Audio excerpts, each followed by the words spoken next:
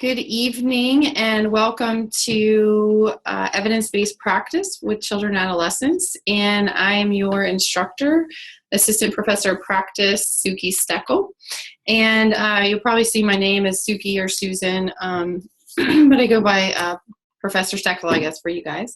So we are going to, I have this scheduled, this particular just intro time for us together for about an hour. I doubt we'll go an hour and a half, and I'll go ahead and apologize up front. I'm fighting a cold, so my voice is really rough. I'm hoping that you guys will do some of the talking this evening and ask some good questions. So essentially for our time together this evening, I just wanted to do a thorough review of the syllabus with you and also go over some pretty detailed instructions for the group policy project, which is the first thing that you all are going to launch into.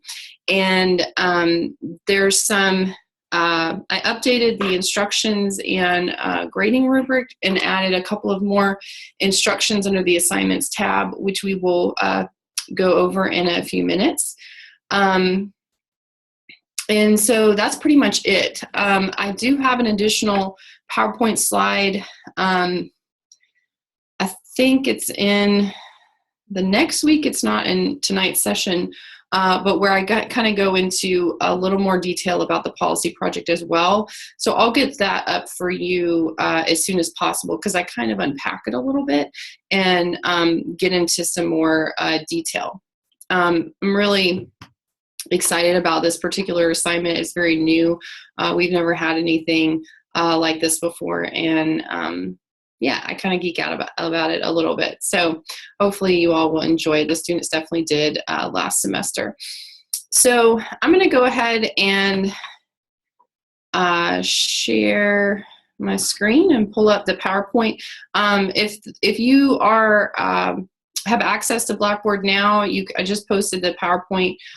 So you're welcome to pull it up, or you can just follow along with me. Okay.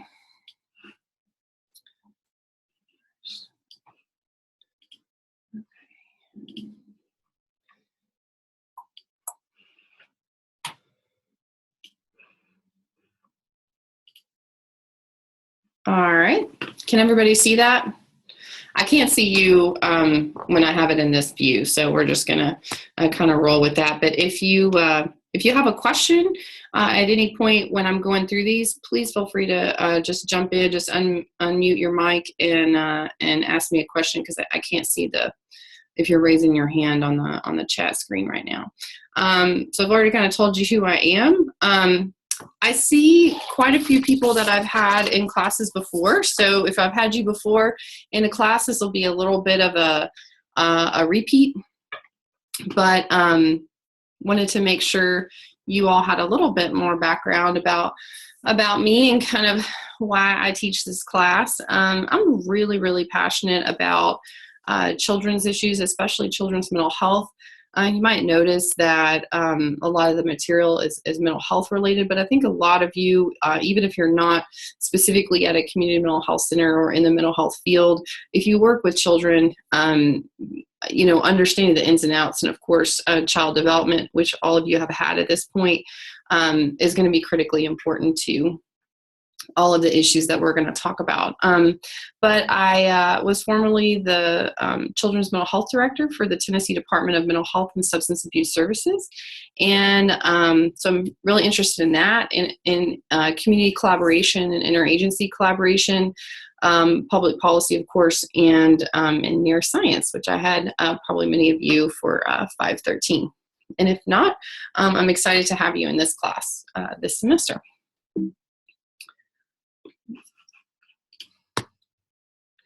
Okay, so we kind of talked about what we're going to cover tonight.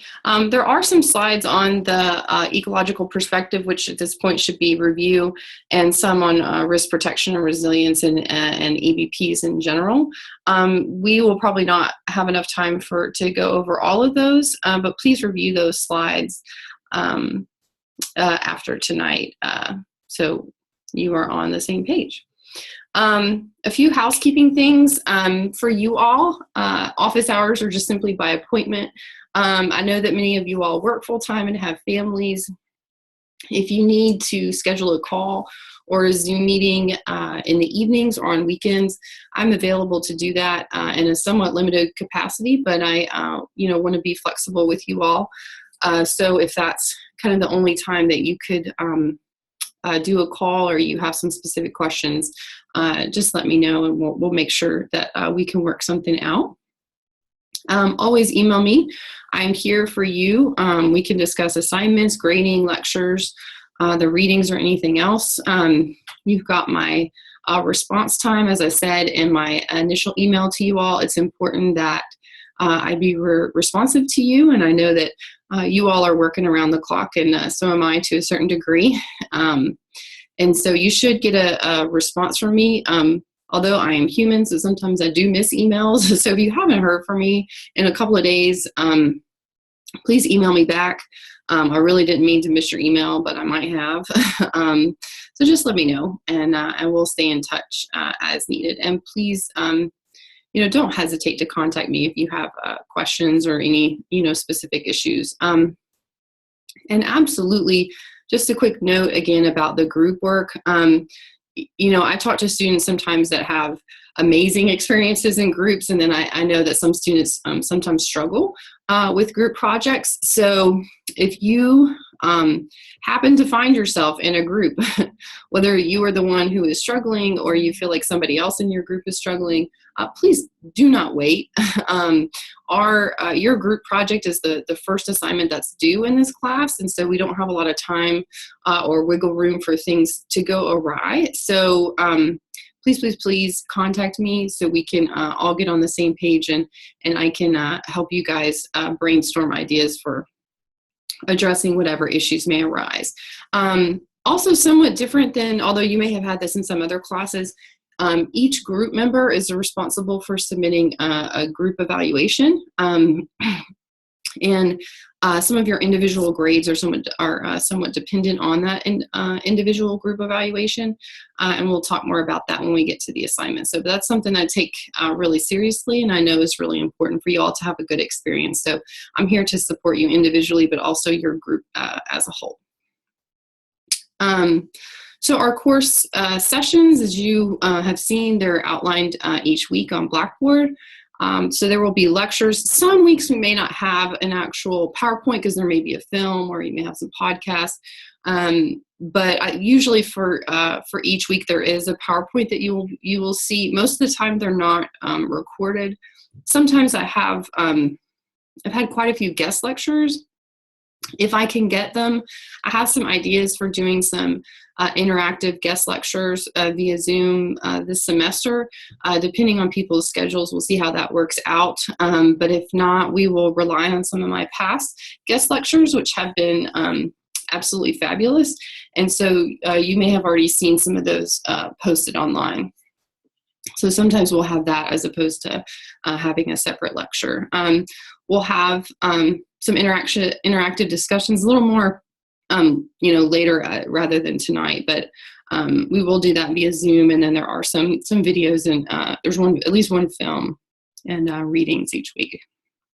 So I'm not going to read these to you. These are the course competencies that are outlined in the syllabus. But I did just want to touch on what this class is not. And for many people, this class is, people kind of think that this is your therapy for kids class. And this is not your therapy for kids class. So I wanted to say that right up front. Please don't everybody rush to drop the class just yet. This is really something that this is a class that if you know you are going to work with children or even families to a certain degree, this is a fantastic foundation and will really address many, many, many things that you need to know in order to really adequately prepare you to work successfully with kids. I kind of think about it like, when you do a therapy or you have an evidence-based practice with children, there's a lot of different things that go into that. But I kind of think about those individual EBPs or that certain modality that you may use with kids. I think about it like a tree. And whereas this course is really going to address the whole forest, we're going to look at a lot of issues around intersectionality. We're going to look at things from the ecological perspective. We're going to look at things from a system perspective. The policy assignment, which again we'll get into in more detail, really kind of pulls that lens back and looks at working with kids and families from a more global perspective, and will hopefully help you kind of see the whole spider web and the whole constellation of things that are at play when you're working with kids, which include, their parents, their schools, their communities, the environments in which they're raised, larger systemic issues like poverty and violence, racism, institutional racism. There's just a number of different factors that are always at play when we're working with kids. And so the course competencies kind of outline that, but that's my general summary to tell you that we're going to touch on some, like we have some specific sessions that are devoted to interventions for specific things like child abuse and neglect, for trauma, for mental health. So it's not like we're not going to delve into the realm of EBPs with kids at all. We are definitely going to do that, but we're not going to dive into it at a real deep level. Training on individual EBPs is definitely what you all are going to get at your internship placements or at your future places of employment. So please let me know if y'all have any questions about that. So again, I'm not going to read these, but they are here for you as well as in your syllabus. So a little bit more about the structure of this course. I was very intentional about this course outline, and I'm always in a CQI frame, always looking to continuously improve this course, and I'm working on an update always. So if you have any feedback, I'm always open to that via email or phone or on the end of semester evaluations. But the kind of first things first, in the first couple of sessions, we're going to lay the groundwork for examining issues affecting children by focusing on policy, theory, ethics, and diversity. So kind of real big picture. And then in sessions 4 through 7, we're going to take a little bit of a deeper dive and look at an introduction to the whole continuum of care for children and adolescents from a macro perspective. So really, the course content is going to look at different strategies and methods of assessment for intervention, all the way through therapeutic approaches. So we're really going to, if you're familiar with that kind of prevention protractor, we're going to start with prevention and look at it all the way to kind of prevention, early intervention, and then intervention kind of across the board and across multiple populations of kids and different issues affecting kids. And that's really what we're going to jump into in the last several sessions, is looking at a variety of social problems and special populations that you all are likely to come into contact with. And then we're going to do a course wrap up. And somewhere in there, y'all are going to prep for your comps that you're going to do fabulous on our new system for comps if you're planning to graduate in May. And don't worry, we'll definitely make sure you are very prepared for that whole process. So just a few notes. We are going to routinely discuss or have readings on topics related to race, ethnicity, gender, sexual identity or sexual orientation, political orientation, among other things. And sometimes these topics people can find kind of triggering or emotionally or politically charged or potentially controversial. And so we just ask you to, whether you're, speaking in the group kind of Zoom format or with your individual group members working on your projects, that you just remember that this is a learning environment, but also that you always need to be respectful and professional in all of your interactions. Okay, jumping into the readings. I tried to make it clear, but it may have not been clear for everybody on the syllabus. But you have a you have a recommended textbook as opposed to a required textbook, and it looks like this. And that is Weiss and Kasdan, which is evidence-based psychotherapies for children and adolescents. And this was published in 2010, and again, I'm always looking to update readings. The last book that we had before this was 2004, which was just simply it was way dated, but you do have some reading still from back then. I really loved that book, but we just couldn't continue to use it, and it just hadn't, the editors just didn't update it. So I was kind of sad about that. But this particular text is very heavy on interventions, but it does have some more macro perspectives as well. So I've put it in there as a recommended textbook because I think that many of you, especially if you are working with kids or you know that you will continue to, it's a great one for your shelf as a reference guide, because there's a number of different readings on that are really more in depth and talk about the different research that supports different interventions. And they're divided by specific kind of problem areas. So ADHD, depression, bullying, child abuse, trauma, there's just a number of different areas that they touch on that we won't get into with the required reading. So I thought it would be a nice reference for you all. So, but know that it's all of the required readings are going to be available to you on Blackboard. And so you don't have to buy the book if you don't want to. Professor Steckel, can you show me the book again? I happen to have your video off so I could read. Sure. Okay. Thank you. You got it? Yep. Okay. Most of the reading, almost all the readings are up now, but there's a few that I still need to get access to. And so it'll kind of reference the reading that's in your course outline in your syllabus and on Blackboard, and then it'll say coming soon. So just know if you see one of those that there's another reading coming. Those should be posted at least 2 weeks before the class for which they're, or the week for where they're assigned. Some of your readings are podcasts. I found a couple of great podcasts that kind of talk about some bigger issues. So just consider that a reading. And then, as I mentioned, there's a film. There's also, this is an important note, because sometimes this can get confusing. Because I'm a professor of practice, it means I've been in the field and I'm still currently doing some consulting now in a couple of different capacities. But I'm very, very I'm very interested in putting material in your hands that you'll actually be able to use.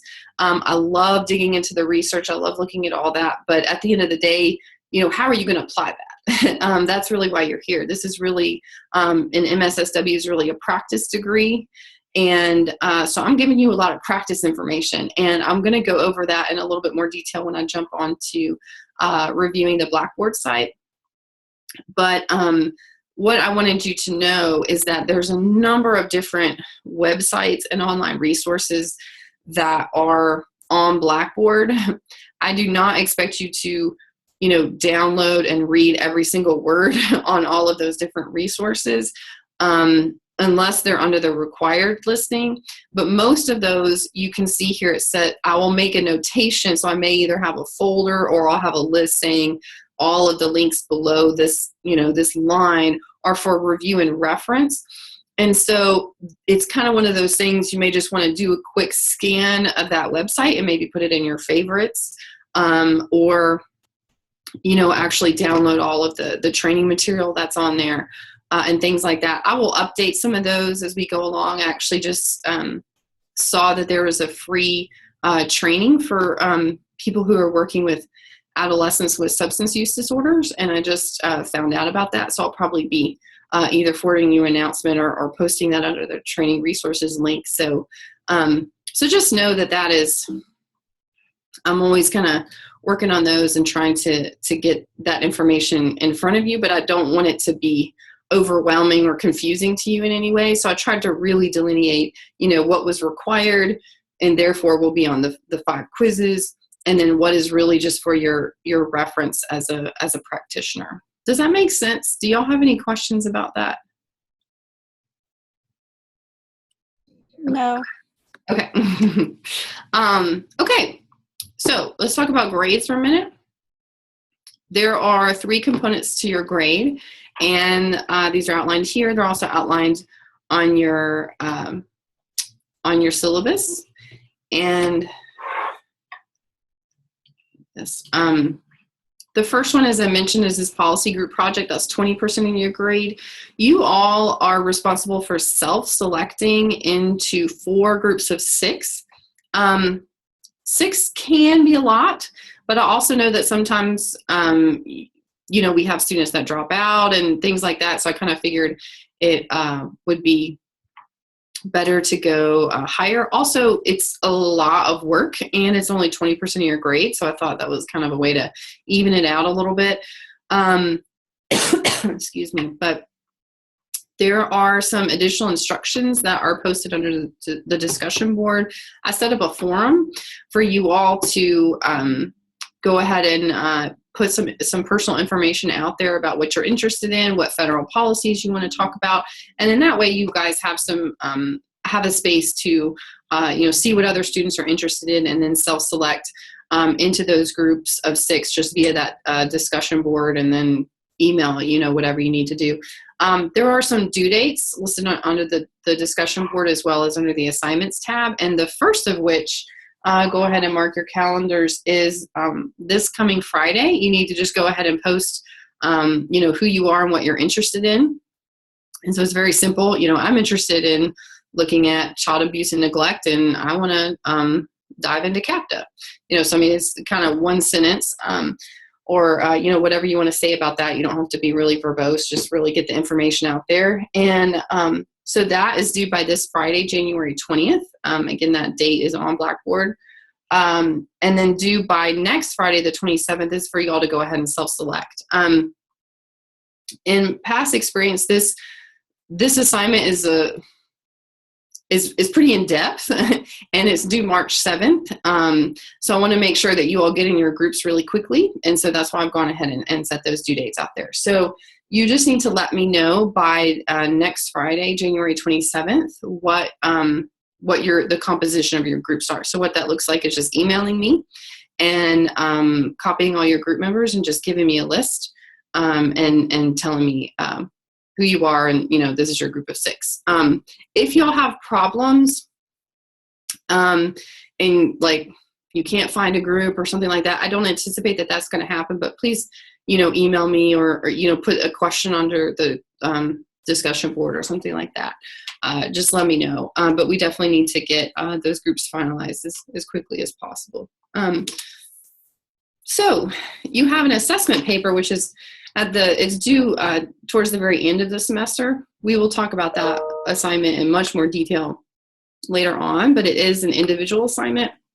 It's written, it's worth 30% of your grade, and there are instructions already posted under the assignments tab. If you are in one of the certificate programs, like the trauma certificate or the veterinary social work certificate, this is the assignment that you will need to use to meet the requirements for that. If you have some questions, just email me, and but there's very detailed instructions on this assignment, and again, we'll get into that into more detail. Lastly, half of your grade is the individual completion of quizzes, and these quizzes are, there are 5 and they're worth 10 points each, and they are going to be posted on a rolling basis, and they're kind of divided up into sessions, and so you'll know what those quizzes cover, and it only covers the required reading material under each session. So again, all of those review and reference sites, that's not included in the quizzes, only the required ones. Any questions about assignments?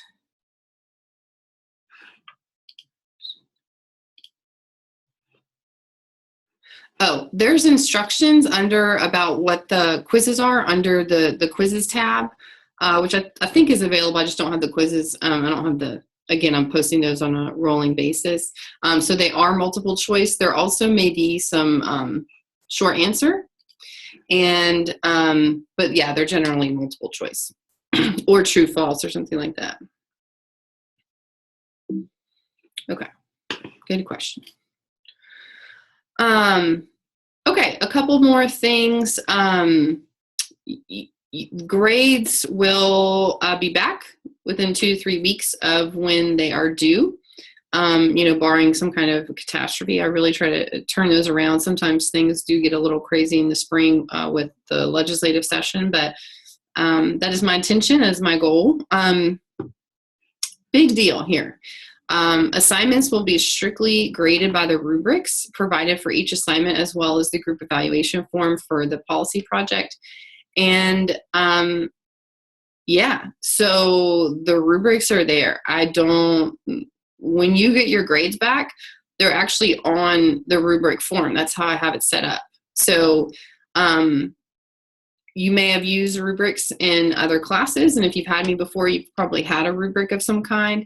But that's how I grade. There's absolutely no surprises.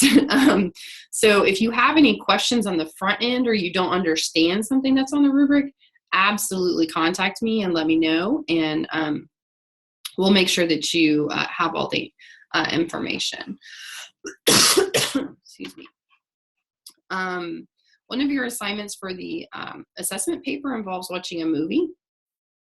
So, that's, something to do on your own time, whenever you need to. I definitely recommend, and a lot of the movies that are listed in the instructions, you've probably already seen, or many of you will have seen them. There's kind of pretty wide variety there. I recommend, if it's something that you've seen, that you watch it again. Because you're really going to have to kind of dive pretty deep into some of the characters and have quotes and things like that. So, and kind of supporting materials. So even if you've seen it before, I definitely recommend you watch it again. And you're responsible for kind of looking at all of the grading or issues around gradings that are all outlined in syllabus, like the late assignment policy and the grading scale and things like that. This is our standard Nashville and online campus grading values, and A is a 95 to 100. These are, I know a lot of people are kind of come into graduate school and they're used to, getting A's. Maybe you've gotten A's here.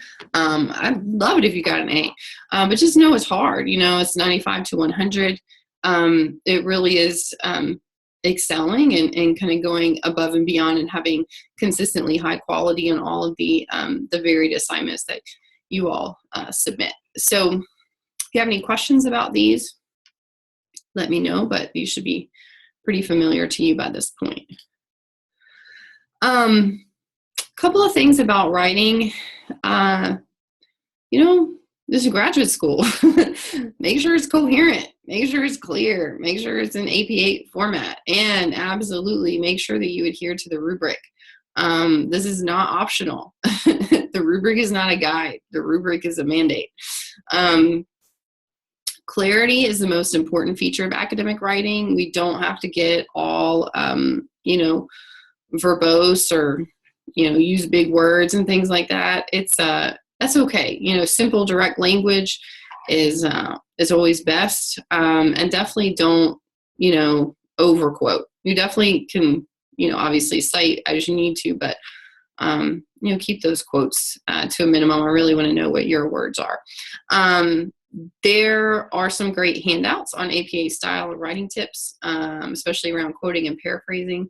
So please review those before you turn in any assignments. Some of them, again, I post these for all my classes. So if you've had them before, you've seen them before, but if you have not, please read those.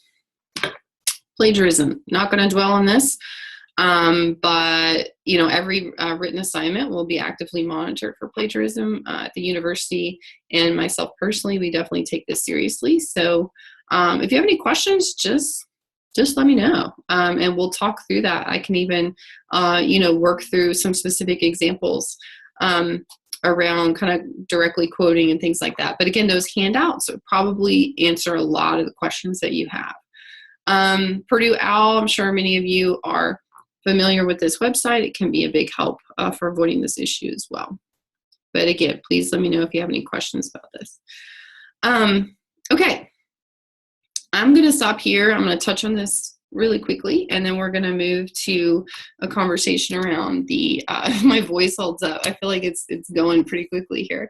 So I'm going to touch on this, and then we're going to jump over to the Blackboard site and discuss this exciting group project that I really love.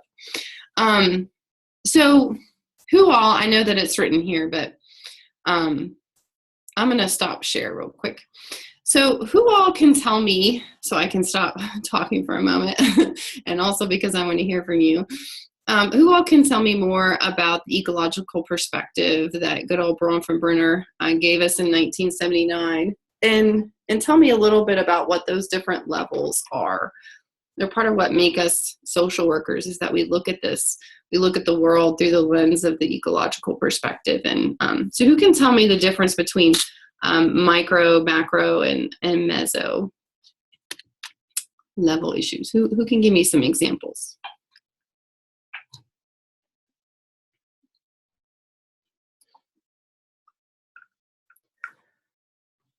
I'm not afraid to call on somebody, just so you know. I think I'm working on it. I'm sorry? What'd you say?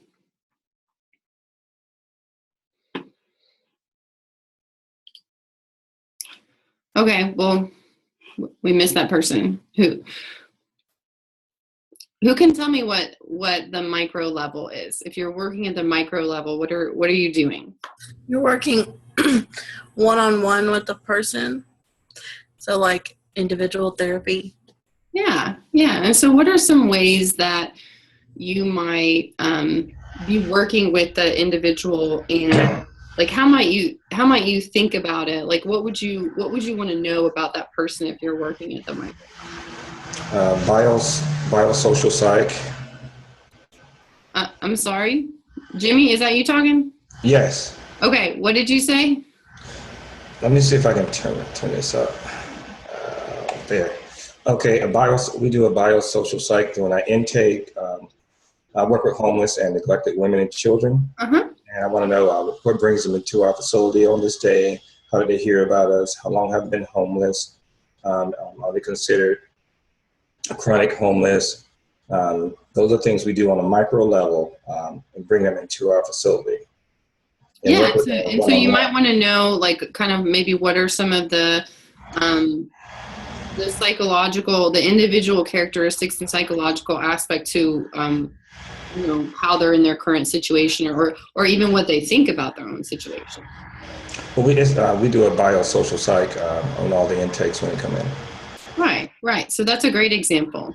So when you're working at the micro level, you are, you know, you're working with individuals and you're working with individual families, and, you know, you're also really drilling down into a depth with, you know, like Jimmy talked about with the biopsychosocial. So, you know, you're asking, I mean, those are kind of some surface questions to a certain degree, but it's through the lens of that individual person. So you would say,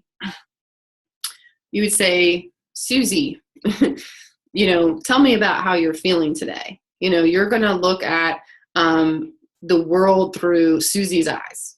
You know, that's really, you know, working at the micro level.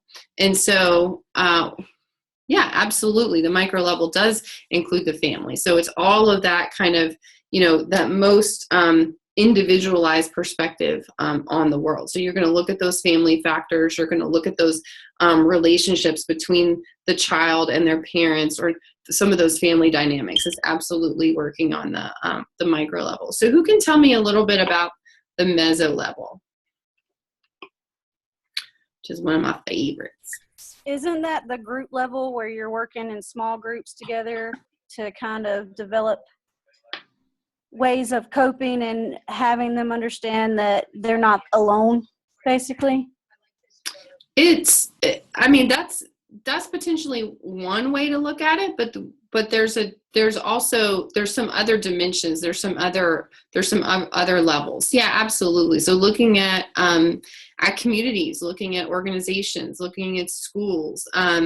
So if you've got issues of, things like neighborhood violence, how is that impacting?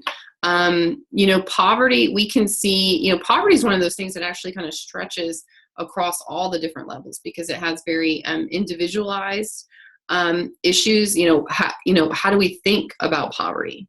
What do we internalize about, growing up in poverty? Vis-a-vis all the way out to, what are these systemic issues that cause both community-wide and individual and family level poverty? So what does poverty mean to you? I mean, these are some other questions to look into. But so things like, I think I said, did I say schools, churches? We can have an individual relationship with our faith that can be, somewhat micro because it's individualized, but then it's also, there's a greater aspect to that as well. What is that, are we a member of a faith community? And what does that mean? Also at the intervention level, there we have groups for kids who have certain type of issues. Like from my experience, I had hearing loss, and I would go to Vanderbilt when I was about 8, and I would be with other people who had another hearing loss, and that because you had a hearing loss at an earlier age, that can affect your communication. So being that group with other kids can build communication. That'd be one way of middle level intervention too. Absolutely. Absolutely. That's a great example. Thank you for that. What about work? Pardon? I said, what about work? How, is that a meso level interaction? I think it might depend on if you work alone or if you work in a company. So if you're an entrepreneur who is by yourself, probably not so much because you're not really having that community. But if you work like what we probably will, where we work with caseworkers as well as kids, as well as families, as well as just a tight-knit group of therapists, it's more of a meso level then. Mm-hmm. Yeah, and especially when you think about it as it relates to kids, you can look at it as, where are, because kids, school is their work, right? So you can look at it in terms of where do their parents work, and how, and not just necessarily where, but how does work influence their life? How does work influence their relationships with each other as parents, or with, is their work stress? Does that work stress kind of trickle down and impact the kids? So there's when you say that, do you mean like parent? It might, like how it might affect a kid differently if their parent works second shift versus first shift, so they're not home when they come home from school. That's a great example. It's a really, workplace issues or things that are happening at work, or even are they unemployed? Are there, other kind of larger system issues for kind of how and why and where a parent has to work? So yes, to your example, but then also noting that it has kind of broader implications as well. Play therapy is one of the popular forms. It's what builds relationship with the parents with kids to play therapy type of thing too. Yeah, it can. And there's also some family interventions that when we get to the families unit that we will discuss as well. Okay, great. So there's a number of things. I want you to remember this when you all dive into your policy project. So who can talk about life through the lens of macro? Yeah, okay. So looking at policy analysis programs can really be they're one of those kind of intersectionality pieces too, depending on the type of program. It can kind of touch system or macro, meso, and micro. Ethics, that's an interesting observation. Ethics probably can coexist maybe, right? Because it involves an individual person and how that individual makes decisions, but then there may be some larger reasons why that person makes those decisions, or maybe how that person has, depending on if there's ethical dilemmas. So that's an interesting observation. Would you consider a community or like a particular region of the U.S. to be macro? Yeah, I think generally at the community level, we're thinking about, what do you see when you drive down the street? So that can be a little more meso, but there are definitely macro issues that are at play, that are going to impact that level. State agencies, laws, culture, time. That's kind of where I was thinking about too, because I know, like, I'm from Tennessee, but I currently live in Colorado. So I've just been identifying a lot of different, just with policies that aren't even pertaining to kids, but they're still impacting kids. Like our marijuana laws in Colorado are insane out here and impacting kids. And it's just, I don't know, would you consider that still macro or? Yeah, that's very, very macro. Yeah. Yeah. But again, this is why we're having this conversation. This is why your assignment is structured the way that it is, so that you can really unpack how macro level, like let's just take marijuana laws, for example. That's something that even though there's federal stuff happening, Colorado has a state law, right? Around that, it's state legislation, right? Or is it local? Is it municipal? You froze. So we have state laws regarding it, but then you'll also see like there's different individual counties that choose whether they're going to have different ways. Sale or the purchase and stuff like that. Right. So you have state laws that are going to impact whole communities. If you look at how, one county chooses to do something, life may look different than the county next to it that chooses to do something else. And those families may be impacted in different ways. So really trying to figure out how does this macro level intersect with this meso level in which the children and families that we're serving, live, work, and play. So, so there's whole, like, we don't have macro without meso and micro. We don't have micro without meso and macro. And we don't have meso without micro and macro. So they just all kind of, in a way, they exist on a continuum, and then they're just constantly, moving and changing, and just, energy and impact is constantly, and influence really it's just bidirectional. There's always, macro that's influencing down, and then micro that's influencing up. So that is what I'm going to say about that. So are there any questions about that? No, there's no question. I'd like to vent a little bit here in regards to macro. All right. Because I work on a. Oh, we just lost your audio, Jimmy. I can't hear you. How about now? Okay. Can you hear me now? Yes. Okay. Yes, I work on a micro level with abused and neglected children to help them become self-sustainable in the community with, safe and secure housing. However, when we go to the meetings in the communities, which would be the meso, to express our concerns, what the clients need, and also to try to get that up the ladder to the macro level. We lost you again, Jimmy. I apologize. This thing. I'm sorry. I'm in Florida. Probably some lightning out there. Oh, okay. And macro level are not really supporting what the micro levels are bringing to the forums, say the need of the client. Housing is needed, but the main thing that we're seeing that the women and children are needing is daycare.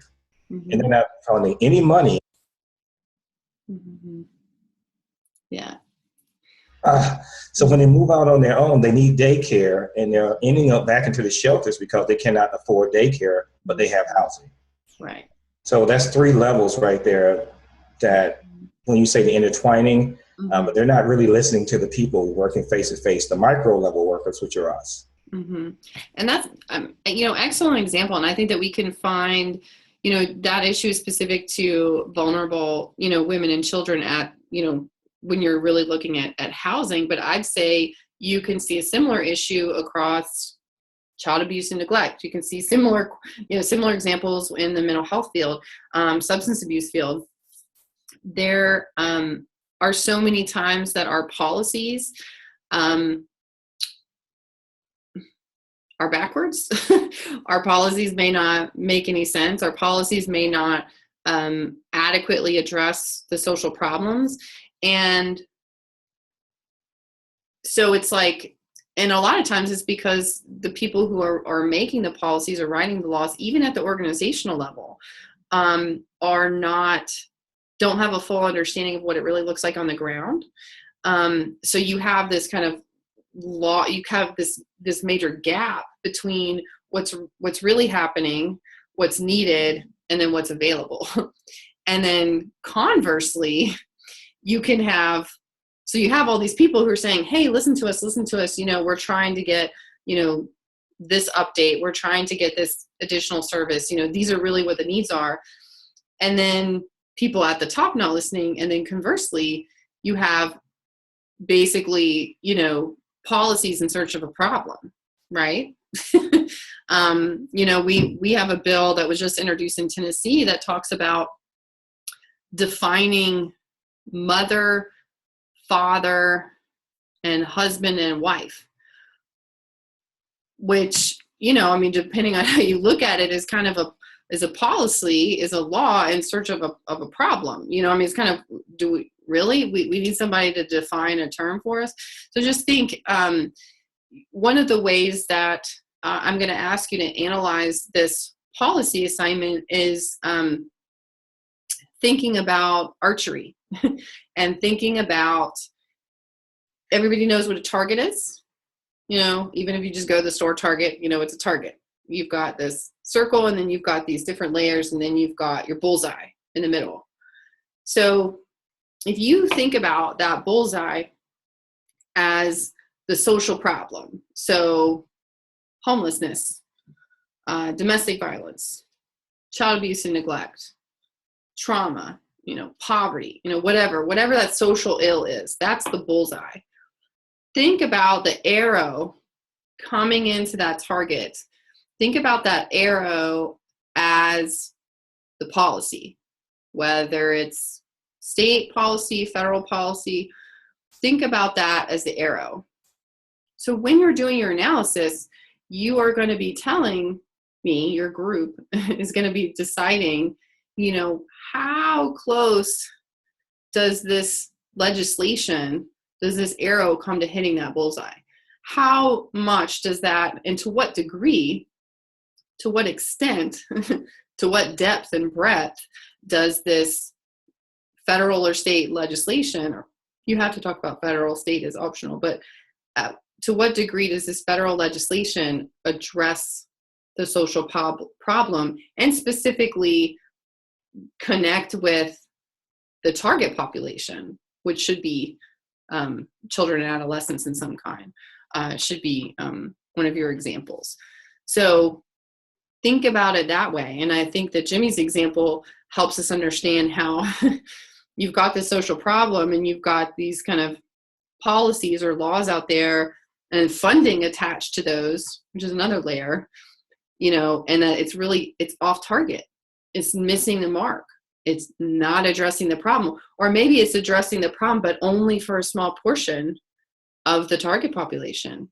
Maybe there's this amazing amount of funding for the 0 to 5 population, but our 7 to 12 kids are falling off there's nothing there. So, there's a lot of different opportunities for you all to really look at this and analyze your policy through this lens. So we've got a few minutes. Thank you, Jimmy, for that example. You might have noticed that I kind of can go off on a tangent.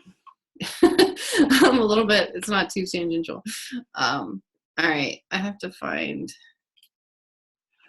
where did my screen go? Oh, there you are. Okay. All right, I'm going to, all right.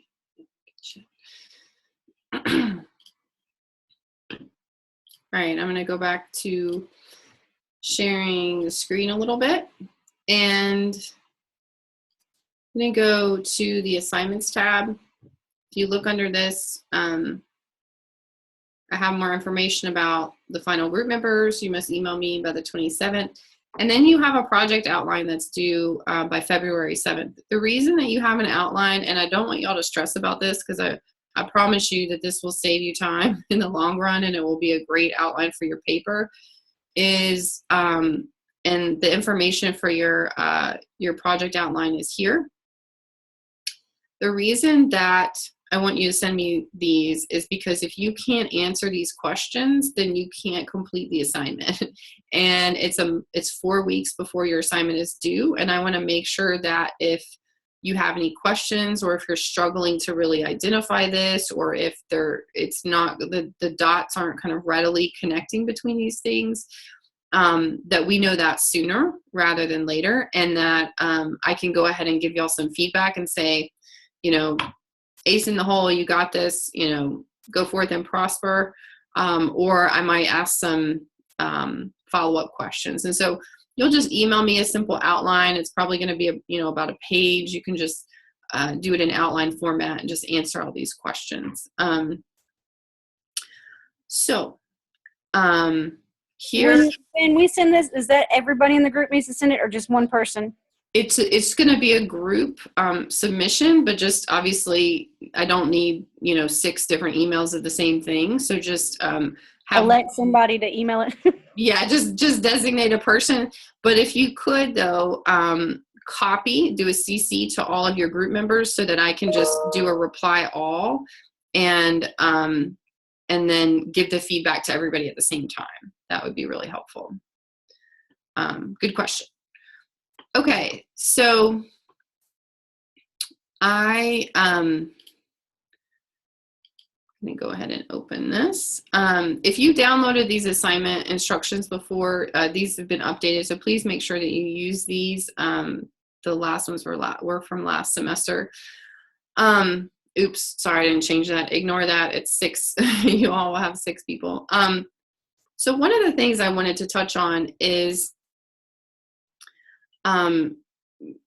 looking at policy is one of the things that makes us social workers. Policy is a major part of the ecological perspective, and looking at things from a macro level and thinking about, how policy impacts literally every single aspect of what we do as social workers. So this is an opportunity in this course to really, especially this is your concentration year, is to really kind of take it up a notch. So you already have experience doing policy analysis from 510. And so now you have the opportunity to look at multiple levels of how policy affects social work practice at all of these different levels. So through this assignment, you will complete a written policy analysis and critique of a selected organization or community. And this, you have to include that in the outline that you send to me. And this may be a little confusing, so I wanted to make a note. So, and when I upload the other PowerPoint, this is going to be in a little more detail. But just since everybody heard it, we can look at Jimmy's example. Is he works for an organization that works for women and their children who are homeless. So he could do this, and whoever's in his group, y'all could decide to do this whole assignment through the lens of that one organization. But you would have to answer all of those different questions on the outline and make sure that you chose a federal policy that addressed this homelessness or some aspect of the clients who are being served through this organization, and that the EBPs that you selected, made sense with, and were being provided by this organization. So you can do this through the organizational lens, or you can choose to do this through the community lens. For example, there is a local level initiative called ACE Nashville. And some of y'all may, if you live here in Nashville, may be familiar with this. We have a lot of a statewide ACE initiative going on, so adverse childhood experiences. And and ACE Nashville is one of them, and it's a collective impact initiative. And so it's got some pretty specific goals and a pretty specific structure, and it has, certain benchmarks, and there's just, it's a whole thing. It's a whole initiative. And it's at the meso level. So you have an opportunity to look at something if you have kind of a strong community initiative, or maybe agency that addresses the whole community or something like that. You can choose to do that too. So you have some flexibility here. And if you have any questions about that, again, email me. But the whole purpose of this assignment is to look at the relationship between the federal legislation, the social problem, and the impact of that policy on the social problem at these different individual, organizational, and community levels. You want to look at this again, kind of thinking about the archery metaphor, and thinking about the social problem as the bullseye and the legislation or the policy as an arrow. Is this whole, you want to look at this impact and think about effectiveness, unintended consequences, looking at all of these different issues from the very, very beginning, the enacted legislation, to the end, which is actually at the client level. So you're going to look at clinical outcomes of an individual adolescent. So you don't have to, I'm not asking you to talk about, Jenny's success with TFCBT. It's just looking at, the whole relationship between what the policy is, what are the funding streams, what kind of initiatives, or what's the impact of that policy all the way down to the individual level. I'm going to articulate that again in that next PowerPoint that I'm going to post, but so you'll have some more information about this, and I kind of go through a case example of what it could look like.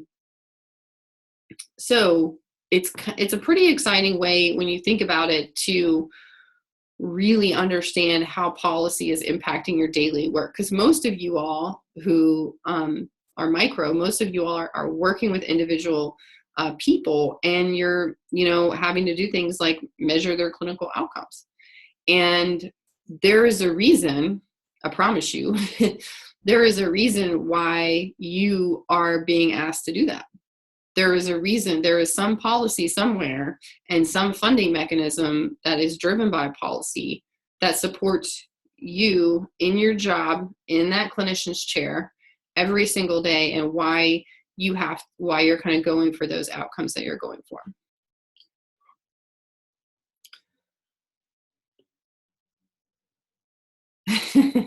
I hear you, Jimmy. I hear you. Okay, so we will dive into that. The rubric has some very specific questions for you to answer on these issues. So that really is your kind of mandate for writing this paper. The paper has to be in APA format. It is a group submission. It's 15 pages max, and that's double space, 12 point Times New Roman, all that. You have to use a minimum of 6 external references in addition to the bill itself. All right, I'm looking at your questions. All right, y'all are just chatting. Yes, everybody in the group writes the paper. Nobody gets, there are no get out of jail free cards. You have to figure out, as a group of 6, how to divide up the work, and we'll go over the rubric in a second here. So you have to use 6 external references in addition to the bill itself. And a couple of tips about this. This is the biggest one right here that I've bolded. It is recommended that you choose an agency with which you are familiar through your internship or work. So when you select your organizational or community lens, somebody has to have a contact there. when you see the rubric, there are so many specific questions that you will need that will be really hard for you to answer if you do not have a contact. So please, please, please use, with 6 people, y'all have a lot of options. So, and if you don't have an internship, you can use your work. But somebody somewhere needs to have an in so that you can ask the questions that you need to through, to your supervisor, to the CEO, to whoever. You are absolutely in APA format welcome to cite the conversation that you have with that source. An interview with a CEO is a perfectly legitimate source for your paper. We've got a couple of questions. Sure. Yes, I'm looking at these. So 6 total. No. 6 total references for the paper, but that's in addition to the bill itself. So a minimum of 7. And obviously that's just a minimum, so you can use more than that. I probably, last semester, I probably had papers with like 15 references. Because once you get into the social problem and prevalence and other state laws, the references add up really quick. So if you're intimidated by that number, there's no reason to be, because, you'll hit it very quickly, I think. But that's a minimum. Don't cut and paste the whole text of the bill. You really are going to be summarizing that. Also, until you get to the section where I ask you specifically for recommendations and kind of your overall analysis, I shouldn't be able to surmise where your group sits, either in favor or opposition to the federal policy. Your paper should provide a thorough, dispassionate, and objective analysis until you are asked to explicitly state your position. And hopefully that's pretty clear in the rubric, but just wanted to add there. Again, here's a note about the requirements for group work. Every single group member has to pull their weight. If somebody refuses to do work, that's just an automatic 0 for the assignment. And it's also the other group members' responsibility to, hold everybody else accountable. Email is a great method of communication so that if things go awry, you kind of have a paper trail that you can send me and let me know what's going on. The group contribution statement, there's instructions here. You can download this, and I'll pull it up real quick. So this is not anything too intimidating, but each person does that, submits this. So it doesn't have to be an APA format. It's really just following this outline and answering these questions. So what's your name? What's your group title? And then what did you do? So you're going to tell me the specific things that you did, that you completed on your own. So did you pull certain articles? Did you write certain sections? Did you edit the whole paper? Things like that. You're going to tell me what percentage of the group work you think you completed. So I think I completed 20% or 15% or whatever. Then you're going to answer all those same questions for each individual group member. So if you have 6 people, then there should be kind of 6 sections to this that you submit. You should tell me what you did, what percentage of work you think you completed, and then what everybody else did, and then what percentage of work you think that each individual member completed. And ideally that should, total 100%.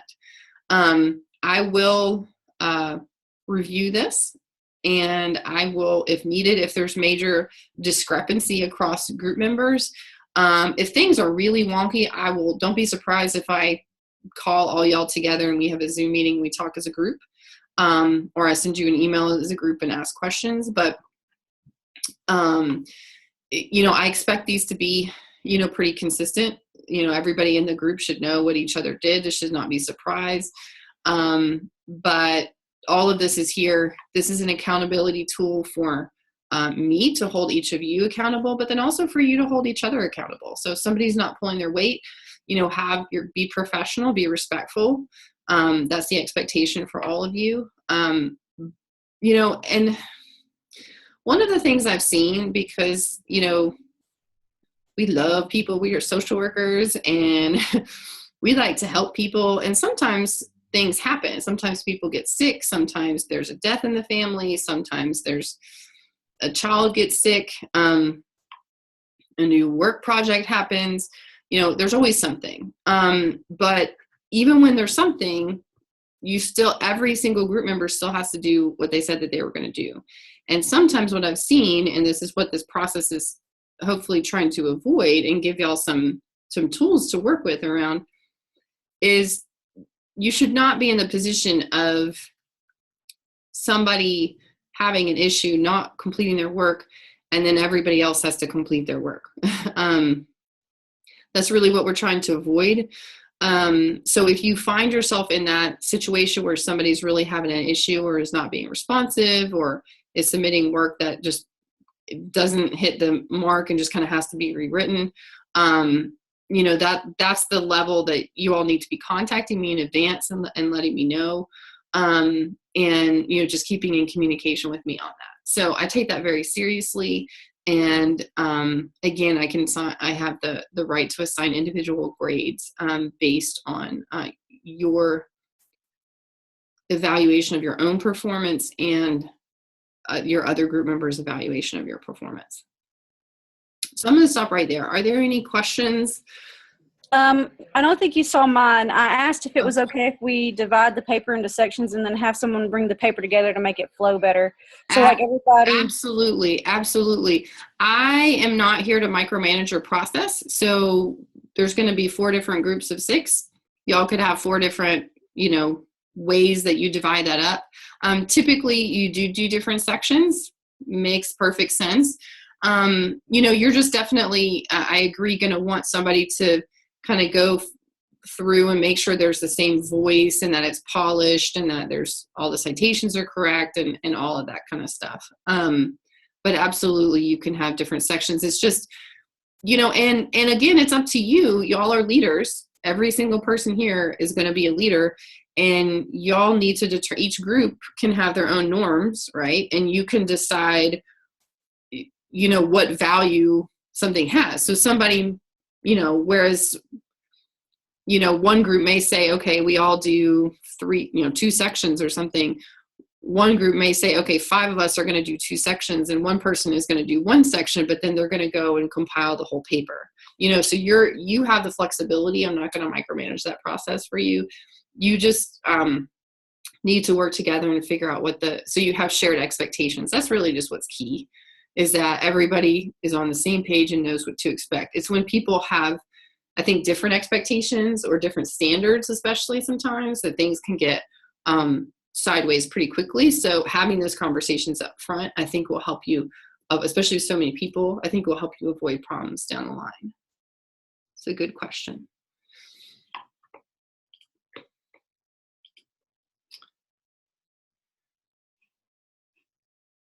Oh, so the major due date on the syllabus is for the assignment on the course schedule. And then the other things, like the outline and the other things, they're not on the, they're kind of, you're not necessarily getting graded on the outline and things like that. So it's not included on the syllabus. Does that make sense? It's just there in support of the larger March 7th project deadline. Does that make sense? Just trying to make sure I answer all these questions. Okay. All right, cool. Thanks, Katie. Good question, though. That is a reminder, though, on the syllabus that the, it's set up so you can see each session, and then each session is then translated onto Blackboard into those course session folders, and all of the, under the right-hand column under the course outline in the syllabus, there's assignments, and then that kind of gives you some other kind of key dates for when things are due. Like your assessment papers aren't due until April 18th, and then your quizzes are not due until April 25th. So even though the quizzes are posted on a rolling basis, you have all semester to complete them at your convenience. Obviously, I would recommend that you complete them at the end of each, unit, when I pull them together, like I just talked about in the PowerPoint, but they are open all semester. So So these are assignments and some more details. We will again get into more specifics on the assessment paper later. I am again going to post some more information, kind of an example on the policy project in a little bit. But as of right now, under the discussion board, you have these forums to go ahead and go online and post by this Friday what you're interested in. And then form your groups by next week. This federal policies tab, so when I note in the assignment that you have to use the federal policies, these are the policies that are required. I would note that the ACA is on here because of the volatility around this act right now. I'm going to go ahead and just recommend that you don't pick that one. It's a real beast of an act to look at anyway. So you'll probably be doing yourself a favor, but it is there because it's a critical piece of legislation for everybody right now. But I'm not going to, don't worry about trying to pick that one because I think it would be a little too hard right now. Things are just a little too up in the air. So you have a lot of different issues. Some of these are pretty cross-cutting. Some of them are more specific, but you're welcome to select any of these. And this information should be included on your outline when you submit that. Yes. No, you have to pick one. And the reason that you have to pick one of these is because these are part of the accreditation standards for our program. So all of these this is where this list actually comes from, is from CSWE. So I just added the ACA because I thought it was important. So yeah, so this is the finite list that you have to choose from.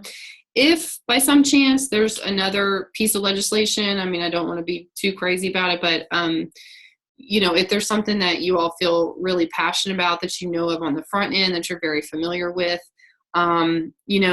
you can send me an email and ask if you can do that one, but it's my preference that you select from this list.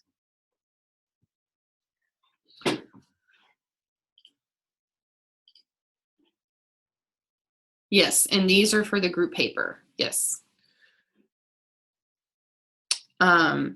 These are also important because they, and we'll refer to some of these, we'll get into some of these when we get into like child abuse and neglect, like we'll talk about, safe and stable families and CAPTA and things like that. We'll get into some of these in more detail later on. We won't get into all of them in super detail, but these are important for your comps as well. So, but obviously they're massive pieces of legislation. I don't expect you to know every little detail, but just the general ones. Okay,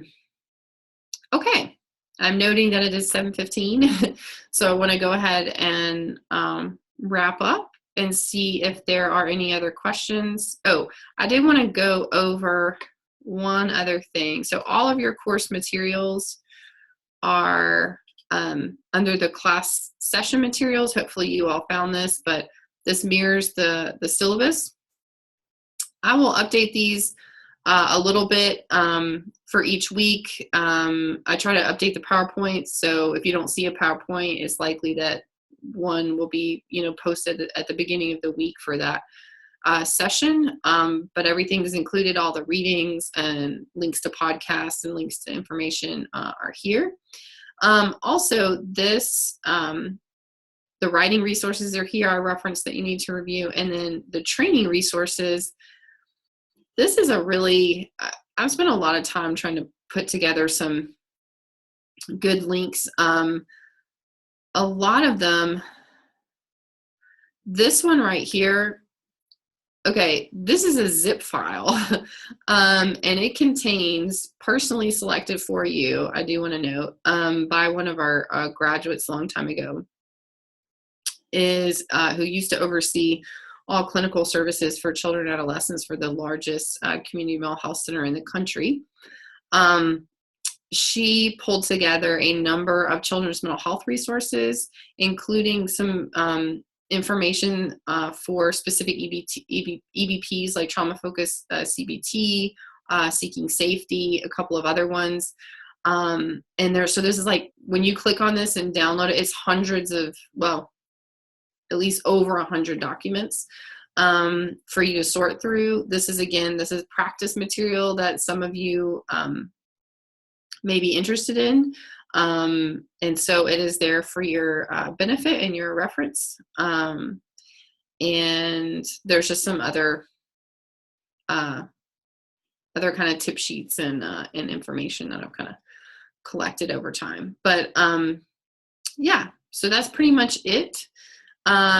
All the recorded Zoom sessions, as I mentioned today, will be under the Zoom instructions tab and just in this folder right here. So if you miss a live session, just look for it, by the next day. It should be posted here. So are there any more questions? Okay, so Katie, what is due this Friday is for you to go on to the discussion board and for you to read this policy project group assignment form. And right here, this is the place where you all will get into a discussion about what you are interested in. So each of you are responsible for posting some information with your area of interest and your desired federal policy by this Friday, the 20th. So what that looks like is you just saying, I'm interested in talking about child abuse, and I want to, look at CAPTA, or I want to look at promoting safe and stable families. So most of these are related to child abuse and neglect, but not all of them. So like the Social Security Act, obviously, is a big one. There's a lot of stuff in there. So take your pick and go forth and prosper. Sorry, Okay. this is Jamie. I just have one more question. So we do have to select one of the policies listed in here? Yes. Okay. Yes. You do have to select one of the policies in here at a minimum. But again, there's a slight disclaimer is if there's something very specific, like say that the agency that you work at is, deals with, say, refugees or something, and there is a piece of legislation that you were very familiar with. I think I was interested in the VAWA, Violence Against Women Act. Wonderful. That would be a wonderful one. Okay. I just want to make sure that, this is the ideal list again because of accreditation, but if there's something very specific, so maybe you can put down two. Maybe you can say, I'm interested in CAPTA and VAWA, or I'm most interested in VAWA, but I want to, but I'm okay with CAPTA, something like that. Just so I thought about dividing y'all up just by number or something, but I figured this is a really massive project and it's better to kind of all work on something that you're interested in, and especially to have some diversity in the, your potential for your organizational lens. So looking at where y'all are interning or working now, because that's really kind of mission critical for this assignment. And I will say that I'm kind of hitting that point hard because I had a group last year not do that. And so they selected an agency. They selected a policy that led to an agency that they didn't have any contacts with, but another student in our class had a contact there. And it wound up, in the end, they wrote a good paper, but it wound up being really delayed because they didn't, they weren't interacting with the staff there on a daily basis, and they didn't have those relationships. So it took them longer to get some of that background information that was really critical for their paper. And they wound up having to ask for an extension and blah, blah, blah, blah, blah. So it's just not a good idea to not be familiar with it. At least one student in your group be familiar with the organization. Does that make sense? I really don't want this to be any harder than it needs to be. Yeah, it makes sense. Okay. And I know that a lot of y'all are kind of all over the country too. So maybe you might even want to say, where you're located or what time zone you're in or something like that. Whatever you think would be helpful. Again, I don't want to micromanage this for you, but just, I do want y'all to have some flexibility and freedom of choice in identifying your group members. So any other questions? Are we supposed to post replies to people that we're interested in working with? Sure. Yeah. Because you got to self-select somehow. So yeah. Okay. Yeah. Good question. Do you think it would be a good idea to include our emails in there, because it's not always easy to find them Yeah. all? Great idea. Great idea. Whatever you think would be, easy and helpful. Emails, phone number, whatever you feel comfortable with. Probably emails is best. So, yeah. So I think, looking at what kind of topics you're interested in, the policies that you're interested in looking at, or even just something in general. I'm interested in policies that address child abuse, because it's going to be hard to go through all these acts before Friday. So even just saying, I'm interested in legislation that addresses blank, the internship where you work, or a place of business that you're familiar with. So people kind of have understanding of what your background is and where you might have contacts. And then where you're located and your email, probably be a great thing to include. And then y'all can just spend the next 10 days kind of surfing through all the posts, and then shooting out some ideas for how to make up your group of 6. Is there enough people in the class for there to be groups of 6? That's why I set it up that way, is because we have 24, so it'll be 4 groups of 6. Jimmy asked twice, and I didn't think he saw it, so I just said that one. Oh yeah, thank you for asking. Yes. Yeah. So again, if between now and the 27th, somebody drops, then we'll just have one group of 5.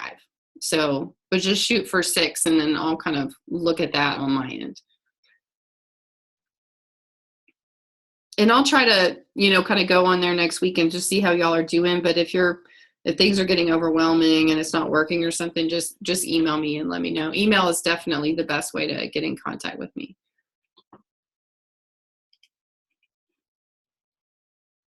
And no, Jimmy, I didn't see your question. I'm sorry about that.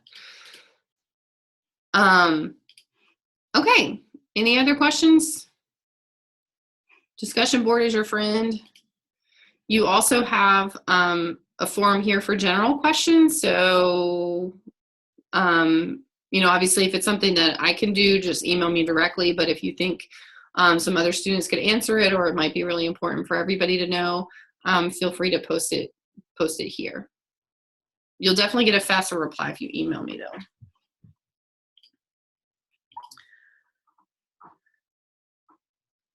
Is the discussion board open to the group? Yes, discussion board's open to everybody. Yeah. So when you post something, everybody will be able to see it, including me.